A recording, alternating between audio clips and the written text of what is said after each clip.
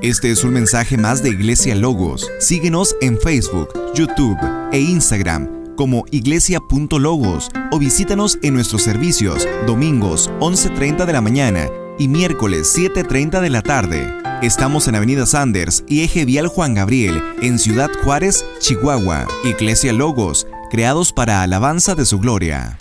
Amén. Si me pudieras acompañar al Salmo 78. Si tienes tu Biblia o si tienes algún dispositivo móvil, ¿está bien? Salmo 7:8. Y previamente es un salmo conocido como masquil. A lo mejor tú lo vas a ver palabritas en tu Biblia dependiendo qué versión tú tienes. Es un salmo del salmista Asaf, que era un salmista que duró más o menos el tiempo del rey David y de Salomón. Compuso bastante salmos. Y este salmo, o dicho de otra forma, un poquito más sencilla, es un salmo de instrucción que cubre de la historia de Israel, desde Egipto hasta el tiempo de David.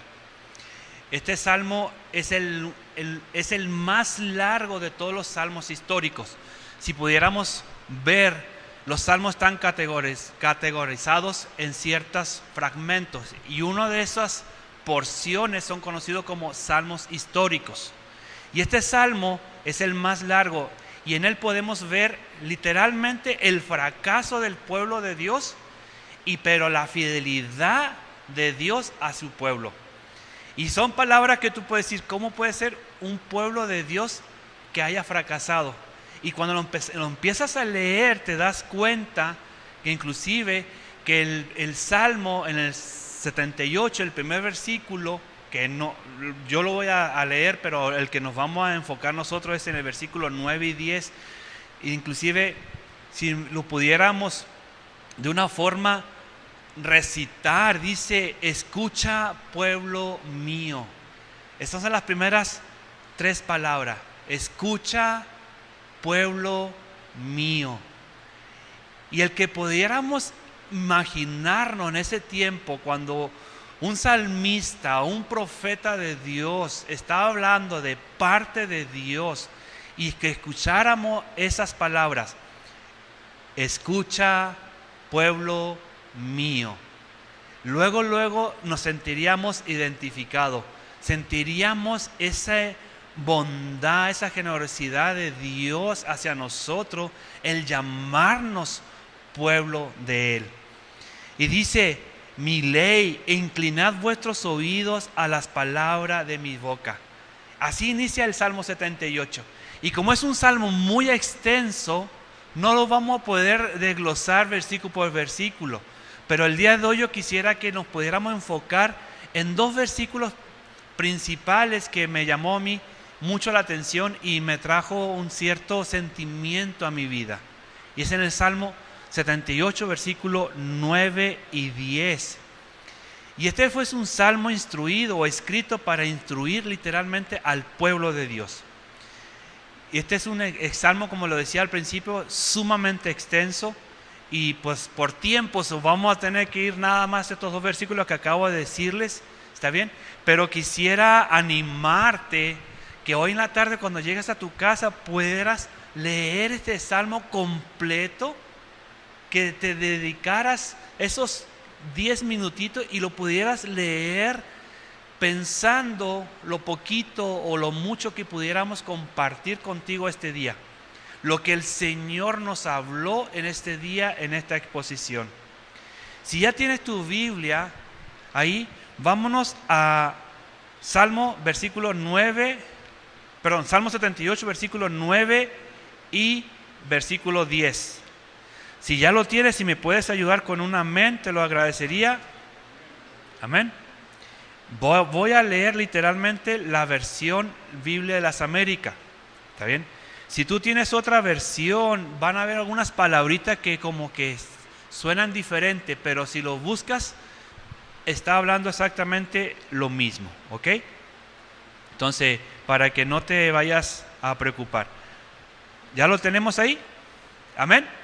Ok, dice así: Los hijos de Efraín eran arqueros bien equipados, pero volvieron las espaldas el día de la batalla. Versículo 10. No guardaron el pacto de Dios y rehusaron andar en su ley. Esta frase, o esta es una referencia directa. Aquí está el Señor hablando directamente a una tribu conocida como Efraín. ¿Está bien? Y el tiempo en que Efraín no fue a la batalla, Dios lo tomó y lo anotó. Y aquí vamos a hablar un poquito más adelante que no era una batalla nada más física que iba a ir a una guerra, sino que había una batalla espiritual, había una batalla interna. ¿Está bien?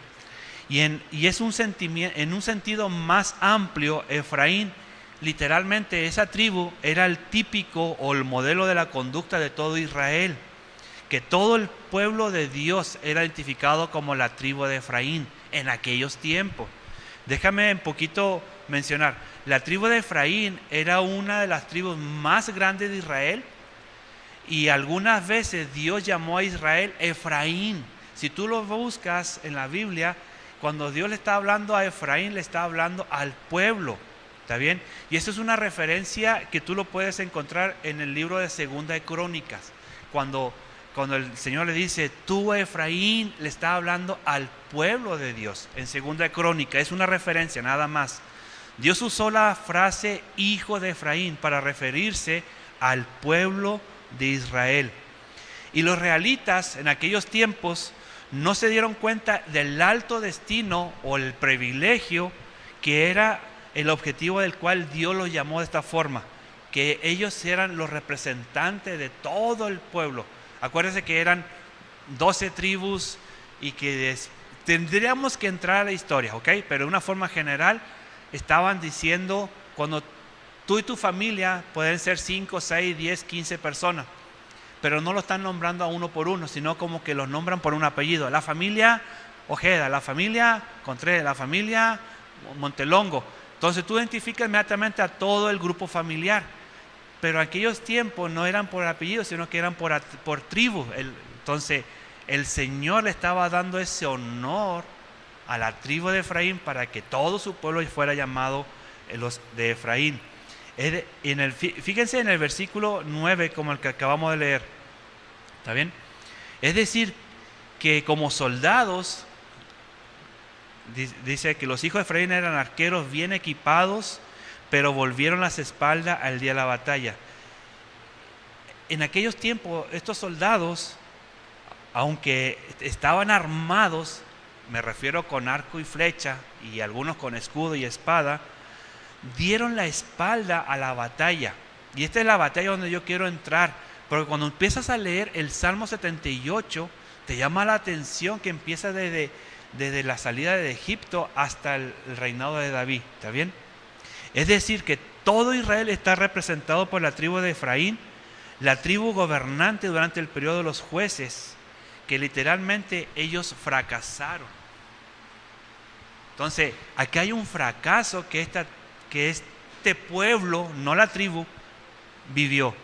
Fueron puestos literalmente a prueba. Es darse en cuenta que de su noble destino que Dios le había dado, no lo hicieron como el Señor le había pedido.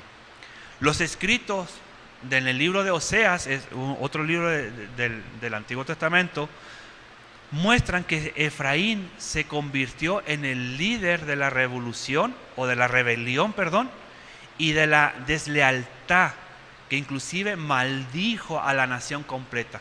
Entonces Efraín, que estaba haciendo la tribu, estaba haciendo el ejemplo, se estaba convirtiendo en una tribu rebelión, estaba rebelándose contra el Señor y estaba siendo desleal.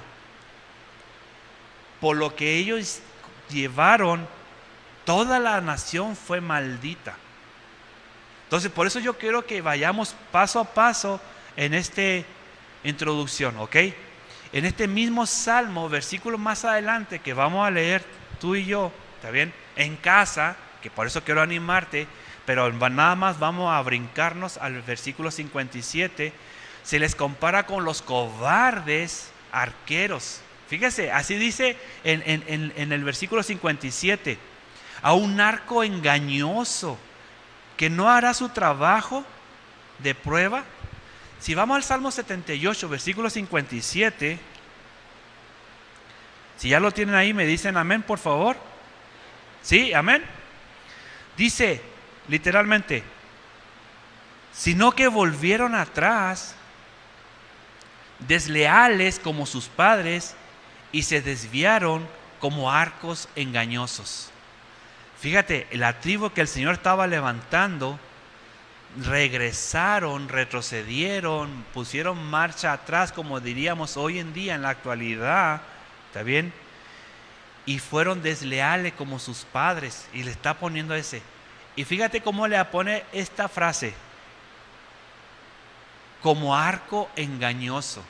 Si tú tienes un arco, si ya te ha tocado disparar un arco o tirar flecha, pues son arcos fuertes, siempre y cuando no son como los arcos de la feria que con un gomita al frente para que quede pegada en el vidrio. O sea, eran arcos fuertes, ¿está bien? Entonces yo quiero que lo podamos ver, que este es un dato interesante, debido a que es difícil comparar lo que ellos hicieron en la batalla en la Biblia. Lo que esta tribu vivió es muy difícil identificarla exactamente en qué batalla. Más sin embargo, hay un personaje que vamos a ver que le hace mención, y por eso fue esa discordia, ¿ok? Tal vez en sentido aquí se está haciendo referencia a una batalla espiritual. Dios equipó a Israel para el conflicto. Cuando Dios llamó a su pueblo, lo equipó para el conflicto, lo preparó para ciertas dificultades, ¿está bien? Estaban armados, sin embargo, a menudo fracasaron en el día de la batalla, debido a que no guardaron el pacto de Dios. Entonces, yo quiero que podamos entender esto. Cuando se refiere a los arqueros de Efraín, fíjate nada más, ellos eran parte del ejército de aquellos tiempos, eran el frente más fuerte de todas las demás tribus, ¿ok? Un poco de historia, no sé si se acuerdan un poquito cuando David, antes que fuera ungido a ser rey, andaba persiguiendo a algunos que andaban robando, saqueando a unos pueblos, y pues empezaron a unirse con ellos. Si se han escuchado esa historia, que los valientes de David, ¿lo han escuchado alguna vez? Y a veces nosotros nos imaginamos que los valientes de David eran como un grupito de unos 15, 20 jovencitos con él. No, déjame leerte como referencia en Primera de Crónica, versículo 12 en adelante, capítulo 12, perdón, en adelante. Fíjate la cantidad que se le iban uniendo a David. Uno, de la tribu de Gad, también voy a nombrar algunas tribus. El más débil, fíjense, de la tribu de Gad, el más débil de ellos podía enfrentar a 100 soldados, y no estamos exagerando, y al más fuerte enfrentara a 1000 soldados, uno de ellos nada más de la tribu de Gad. Referencia, Primera de Crónicas 12:14.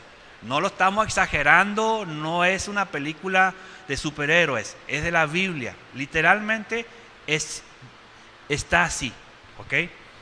Solo para hacer mención de la tribu de los que se unieron, de la tribu de Judá, fueron 6,800 guerreros armados con escudo y lanza. Imagínate, de una sola tribu, 6,800 guerreros. De la tribu de Simeón, 7,100 guerreros. Y eran valientes los de Simeón. De Leví, 4,600 guerreros. Ahí está en la Biblia, eso fue lo que se le fueron uniendo a David para coronarlo o nombrarlo como rey. ¿Estamos de acuerdo? No estamos exagerando. No fue de los que salieron de Egipto, eran puros guerreros. De la tribu de Benjamín, 3,000 guerreros. De la tribu de Efraín, de la que estamos mencionando ahorita, de los arqueros, eran 20,800 arqueros. De la tribu de Manasés, 18,000 guerreros. De la tribu de Zabulón, 50,000 guerreros. De la tribu de Neftalí, 37,000. De la tribu de Dan, 28,600 expertos y preparados para la batalla. De la tribu de Aser, habían más de 40,000 guerreros. Solo nombrando 3 tribus, pudiéramos sumar más de 120,000 guerreros. Esa era la pequeña comitiva de David antes que fuera el rey de David. Entonces yo lo que quiero ahorita hacer énfasis, que si vamos a la historia en el libro de los jueces, ¿está bien? Para poder poner fundamento, para poder darles firmeza a lo que estoy compartiendo, recordaremos que Israel acababa de ganar una de las batallas, una gran batalla, pero en lugar de regocijarse todos, ¿está bien? Hubo mezquindad y disputa. Y esto causó literalmente la infidelidad de Israel, refiriéndose a la tribu de Efraín, aquí descrita. Es la del periodo de los jueces, y se afirma que el castigo consiguiente fue su derrota, la captura del arca por el enemigo, seguidos por el rechazo de Silo y la elección de Judá como lugar del santuario de Dios. Hubo una batalla y la tribu de Efraín, o el pueblo, hubo esa mezquindad y disputa. En vez de gozarse, causaron lo que acabo de mencionar. La tribu de Efraín estaba molesta, aquí estoy refiriéndome a los soldados, y tenía celos por no haber sido invitada a unirse a la batalla. Cuando el Salmo 78 empiezan a relatarlo, y cuando dicen que los arqueros le dieron la espalda, está haciendo mención a una batalla específica. Y esa batalla es la que yo quiero que entremos el día de hoy. De un personaje llamado Jefte. No sé si lo has escuchado. No va a ser el personaje principal. Es el Salmo 78, 9 y 10. Pero Jefte, tendríamos que otra tarea para la casa para que leas en Jueces, capítulo 11 en adelante. Jefte era hijo de una ramera. Fue adoptado. Los hijos del rey en ese momento lo rechazaron, lo expulsaron. Estaba siendo ya discriminado literalmente. Cuando fue expulsado para que no fuera reconocido como hijo del rey en aquel momento, ¿está bien?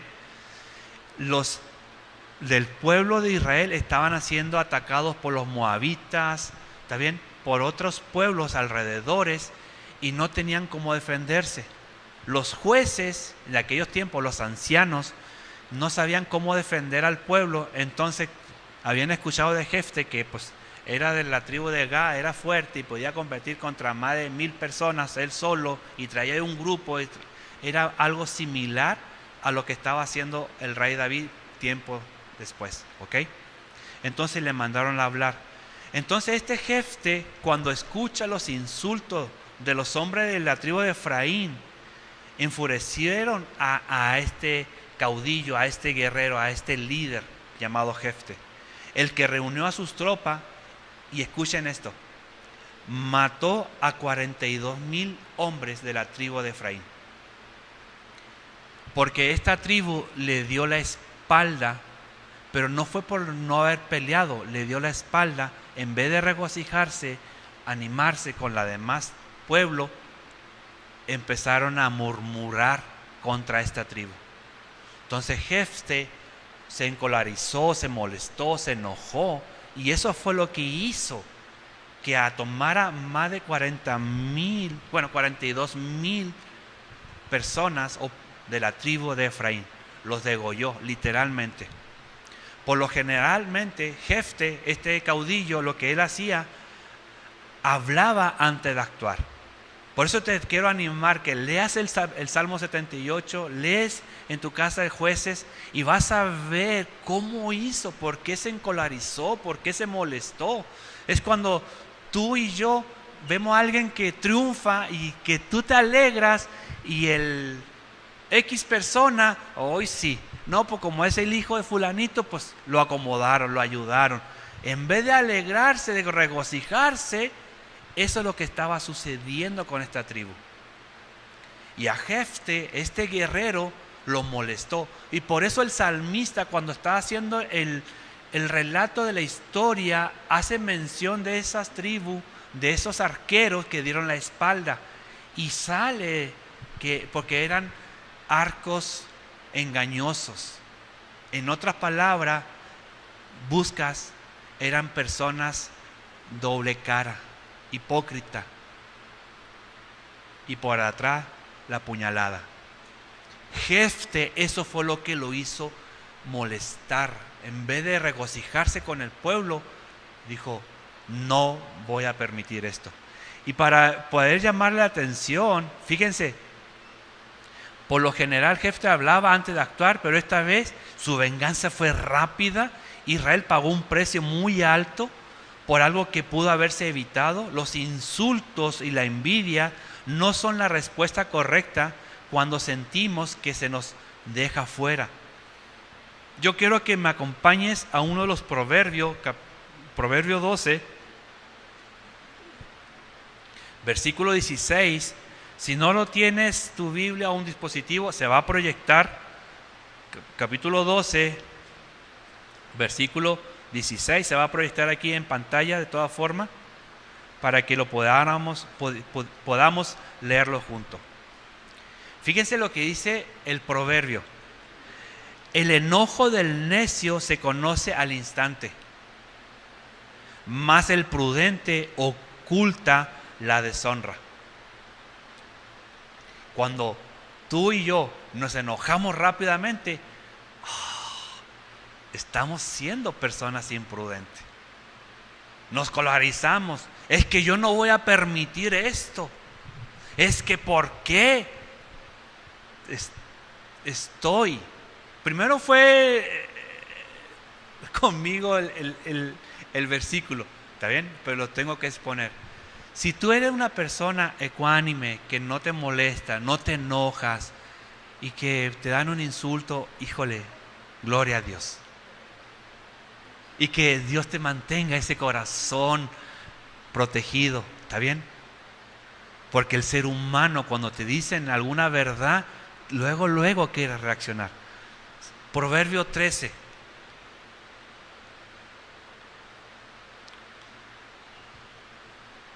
Versículo 10.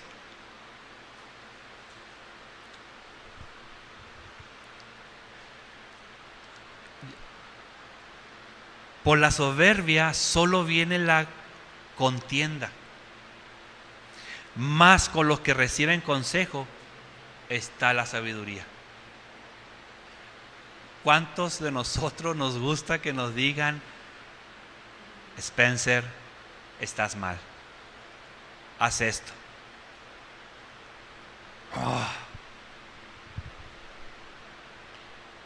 Cuando papá y mamá te confrontan,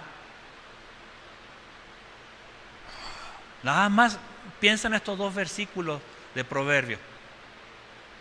Nadie me ha dicho nada, esto es personal, hermanos, hermanas, ¿ok? Pero este insulto que hizo molestarse a Jefte, ¿está bien? Y costó literalmente algo sumamente costoso: 42,000 personas. Y si en Jueces, como una referencia, no lo vamos a leer nada más, los hombres de la tribu de Efraín causaron dificultades a Jefte de la misma manera que lo habían hecho con Gedeón. Entonces, como que Efraín ya traía antecedentes, ya lo habían hecho anteriormente con Gedeón. Ya no era la primera vez, ya como que, oye, pues no entiende. Ya trae antecedentes, ¿ok? Jueces 8, versículo 1 al 3, no lo vamos a leer, es una referencia nada más. Jefte tomó los vados del Jordán. Los vados me refiero a las orillas, es decir, los senderos para cruzar, ¿está bien?, del Jordán, y pudo derrotar a sus compatriotas. Lo que Jefte mató, esas 42,000 soldados de Efraín, eran compatriotas de él, eran de la misma nación.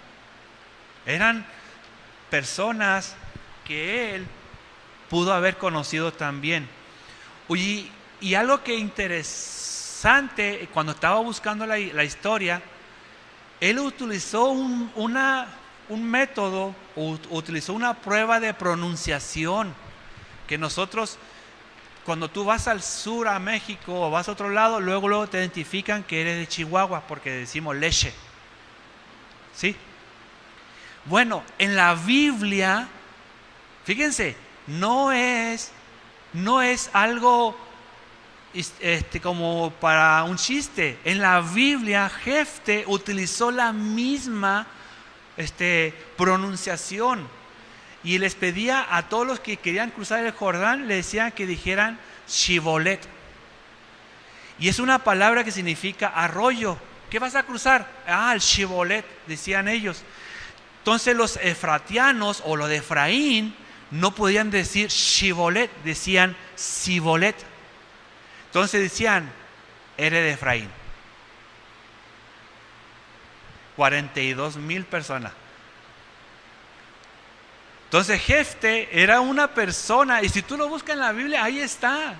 Esta es una historia que a mí me llamó la atención, porque nunca lo había visto de esta forma, con una pronunciación, con tu tono. A veces cuando respondes con tu tono te das cuenta si estás molesto o molesta. En la forma de que miras te das cuenta si estás molesto o no molesta. Y aquí era una pronunciación nada más. Entonces Jefte no es difícil de admirar como una persona de respeto, porque siempre él buscaba dialogar previamente. Y para este tipo de personas, hablar no era evitar la acción, era el comienzo. Ya me salió era el comienzo de la acción. El evitar tú una plática no significa de que no haya una acción, es el comienzo de una acción. Cuando tienes que confrontar a alguien, el que tú vayas, el que tú hables personalmente, estás iniciando una acción. Entonces, fíjate, este salmo, ¿dónde nos está llevando?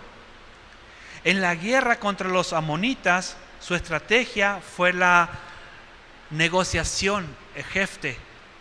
¿Se acuerdan que lo había dicho de que mandaron a traer a Jefte como líder? Y cuando tú leas Jueces te vas a dar cuenta que él dijo, ok, ¿quieren que yo sea el juez de ustedes? Pues vamos a hacerlo, pero primero prométanme que una vez que yo, si el Señor me permite ganar, que yo voy a continuar siendo el juez de todo Israel.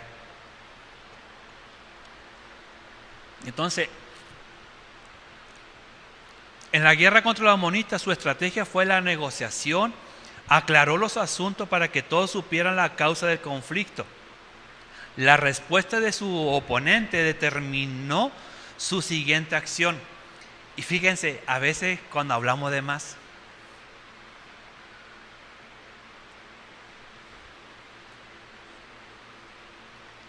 vayamos a Jueces 11:31. Fíjense lo que sucedió aquí.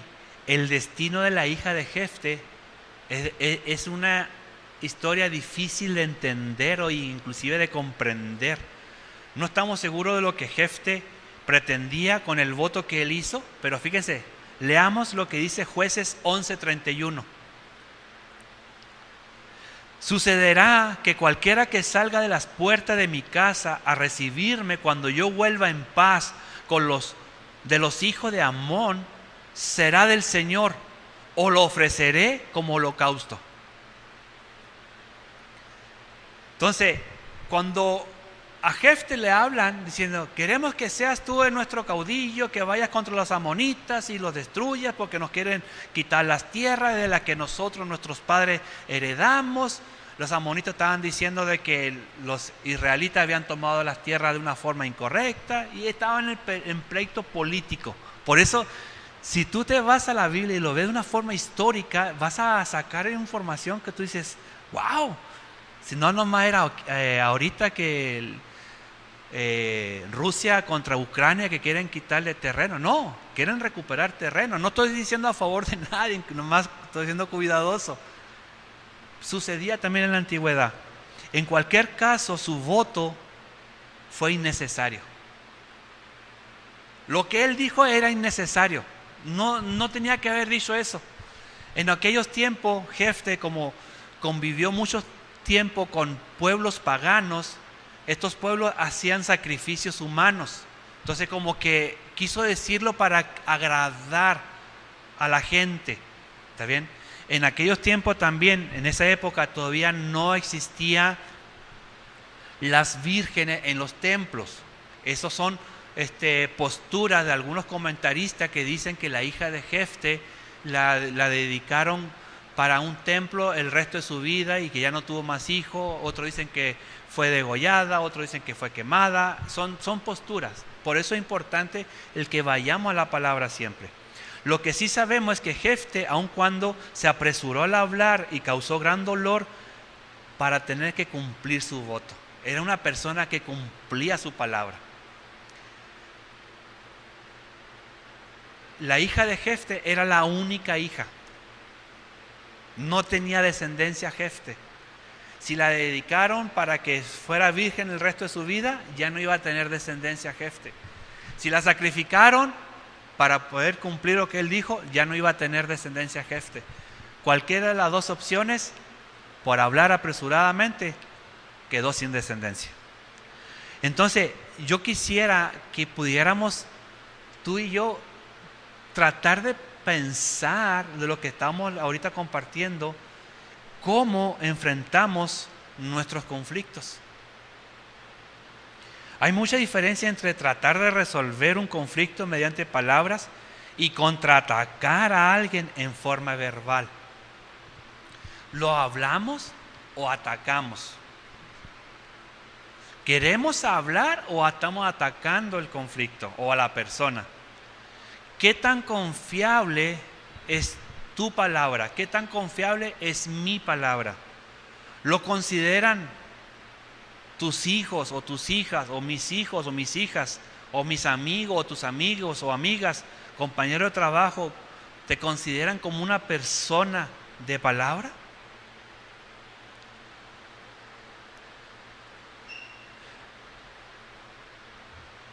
A pesar de la infidelidad de Israel, Dios pone a sus disposiciones el pueblo recursos espirituales. Esto es una referencia nada más. Efesios 6. ¿Hemos escuchado la armadura de Dios? ¿Sí lo han escuchado? La coraza, el yelmo, el cinturón, la espada, el casco, las sandalias, ¿sí? El Señor nos ha puesto instrumentos para momentos de difícil. Cuando tú sientes que tu corazón está siendo herido, el Señor ha puesto también herramientas que tú puedes proteger tu vida. ¿Bien? Quiero que leamos Mateo 7:24, por favor. Mateo 7,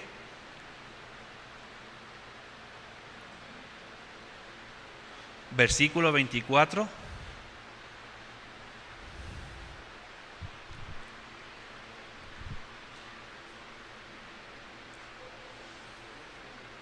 ¿Sí? ¿Ya lo tenemos? Dice: por tanto, cualquiera que oye estas palabras mías y las pone en práctica será semejante a un hombre sabio que edificó su casa sobre la roca. Hace un par de domingos atrás el pastor Edgar compartió hizo mención acerca de ese versículo, pero yo ahorita te estoy haciendo unas preguntas. ¿Qué tan confiable tú y yo somos? Hay varias formas, ¿está bien?, que vuelven las personas las espaldas a las batallas. Hay varias posturas. Cuando estos arqueros volvieron la espalda a la batalla, no quiere decir que no enfrentaron, sino que tomaron una acción, tomaron una postura diferente. Y déjame decirte algunas de ellas, ¿ok? Algunos vuelven las espaldas, antes de que comience la batalla.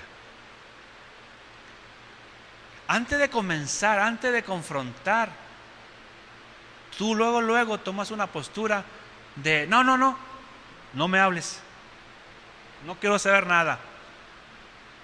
Ni siquiera has hablado y ya tomas una postura. Algunos vuelven las espaldas tan pronto como inicia la batalla. Cuando tú y yo tenemos un conflicto o una enfermedad, luego ya no sabemos qué hacer ni a quién acudir. Algunos vuelven las espaldas cuando reciben la primera herida en batalla.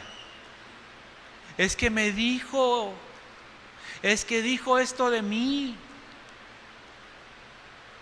Fíjate cómo un salmo nos hace reflexionar. Algunos vuelven las espaldas cuando la batalla se hace larga. Yo no sé cuál es tu batalla que puedes estar llevando. Yo no sé cuál es la batalla que tú estás viviendo. Pero sí sé una cosa. El mundo acá afuera está preparando un campo de batalla. Ya los pastores, ya va a ser prohibido hablar de algunos temas en específicos. Las iglesias van a estar obligadas a hacer ciertos actos cívicos, casar del mismo género. Ya se está preparando un campo de batalla. Va a llegar el momento que tú y yo vamos a tener que tomar una decisión si nuestras espaldas las vamos a dar vueltas o vamos a enfrentar esa batalla. El que tú no tengas para un médico una renta o algo difícil económico son momentos de dificultades, sí. Son momentos difíciles, sí. Pero va a ser más difícil cuando te pregunten en la calle, ¿eres cristiano?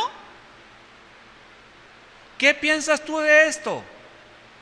Cuando tu integridad, tus valores serán puestos a prueba. Esa es la batalla que Efraín perdió. No se regocijó con las demás tribus. Esa fue la tribu que fue identificada como que fue desleal con Dios. Cuando tú y yo hacemos ciertas promesas delante de Dios y no las cumplimos, estamos siendo ese tribu que le estamos dando la espalda a la batalla. Y una batalla es cuando tú reconociste al Señor Jesucristo como tu Salvador. Tú estás poniéndote una manta, una cobertura o un traje de cristiano. Pero cuando tú y yo salimos, a veces hay algunos que lo cuelgan. Cristiano domingo, lunes a sábado, normal. Va a llegar el momento que tu batalla será en la calle de vida y muerte. El que tú pienses que el apocalipsis va a ser dentro de más de 1000 años o 2000 años, no lo sé. Puede comenzar mañana, puede comenzar en 1 año, puede comenzar en 20 años, puede comenzar en 100 años, no lo sé. Nadie lo sabe. Pero nada más ve lo que está sucediendo acá afuera. Quisiera que fuéramos al libro de Eclesiastés, por favor.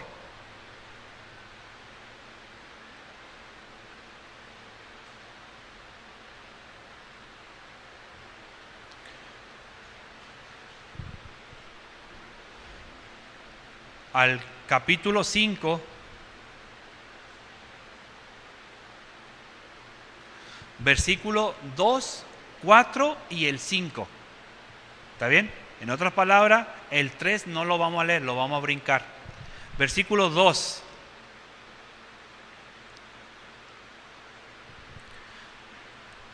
No te des prisa en hablar, ni se apresure tu corazón a proferir palabra delante de Dios. Porque Dios está en el cielo y tú en la tierra. Por tanto, sean pocas tus palabras. Versículo 4. Cuando haces un voto a Dios, no tardes en cumplirlo, porque Él no se deleita en los necios. El voto que haces, cúmplelo. Versículo 5. Es mejor que no hagas votos a que hagas votos y no los cumplas. Jefte era un hijo ilegítimo. Su madre era una ramera. Tenía una hija y lógicamente quería que se casara y tuviera hijos. Pero sin saberlo, Jefte la dedicó al Señor y aún así tuvo que cumplir su palabra. Jefte fue un personaje que a pesar de cumplió.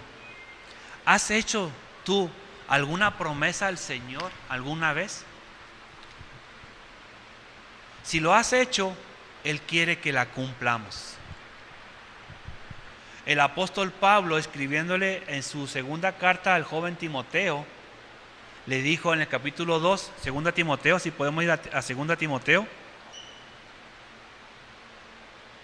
capítulo 2, por favor, versículo 11 al 13. Ya voy concluyendo. 2, del 11 al 13. Dice, palabra fiel es esta, que si morimos con Él, también viviremos con Él. 12. Si perseveramos, también reinaremos con Él. Si le negamos, Él también nos negará. 13. Si somos infieles, Él permanece fiel, pues no puede negarse a sí mismo. Dios, Él sí cumple su palabra. Vamos pues a cumplir la nuestra, porque hemos sido llamados para eso. Y yo quiero que vayas con esta reflexión del día de hoy, y con esto termino. Tesalonicense, la segunda carta de Tesalonicense, capítulo 3, versículo 3. Yo sé que muchos se lo saben. Ahí está en pantalla. ¿Ya lo tienen? Dice así. Voy a leer otra versión, ahí discúlpenme. Pero fiel es el Señor, que os afirmará y guardará del mal. Yo quiero que vayas con esta seguridad en tu corazón. Fiel es el Señor, que os afirmará, te va a reforzar y te guardará del mal. Entonces tenemos que entender, va a llegar el momento que tú y yo vamos a decidir tomar parte en una batalla espiritual. Lamentablemente, y digo lamentablemente, muchos la están viviendo sin darse cuenta que la están perdiendo. Vuelvo a repetir, lamentablemente muchos la están viviendo sin darse cuenta que la están perdiendo. Es una batalla de vida y muerte. Cuando nos pidan negar al Señor Jesucristo, va a ser vida o muerte. Está en la palabra. Van a decir, niégalo y vete con tu casa. Dices que eres cristiano, ahí mismo. Hoy en día hay iglesias perseguidas. Entonces yo quiero que podamos concluir con esta pequeña reflexión. Tu batalla, ¿cómo la estás viviendo? ¿Estás ganando o estás perdiendo? Dios te bendiga.